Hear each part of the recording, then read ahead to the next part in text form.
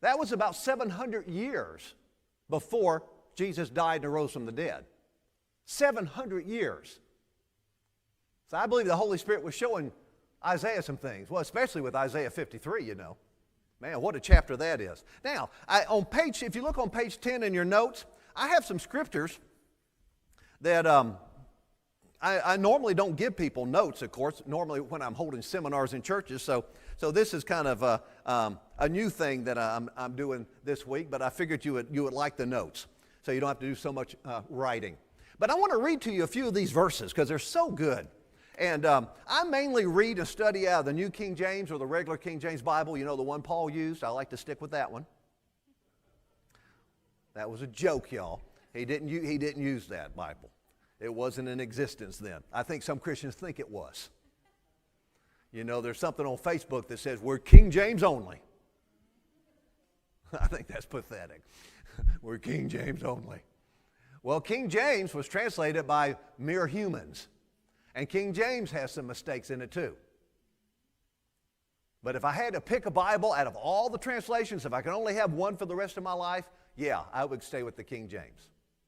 Because the King James was not really written by people trying to interpret the Scriptures. It was strictly, the King James simply, commissioned those people to translate it out of the language that it was in then into English, not give their interpretation. Now, I believe there's some places where they kind of did a little bit of that. That's why you need to know some things about the Greek and Hebrew that will help you. But if I had to just pick one translation, I couldn't use any other ones, yeah, King James. I'll admit to that. But so I use the New King James and the King James. Sometimes the New King James can leave out a few things that are in the King James that are good too. But also like other translations too, that I don't spend a lot of time in them like I do the King James. But I have probably, I guess, about 50 different translations. But I got some of the old ones. A lot of the new translations are almost identical. I like some of the old ones because they're very different. But here are a few different translations. This is for Hebrews 2:14 now. The Hudson translation says this: to render powerless him who rules in the sphere of death. The New English translation says, through death he might break the power of him who had death at his command. That's good. Might break the power of him who had death at his command. The Way translation says, by his death might annihilate.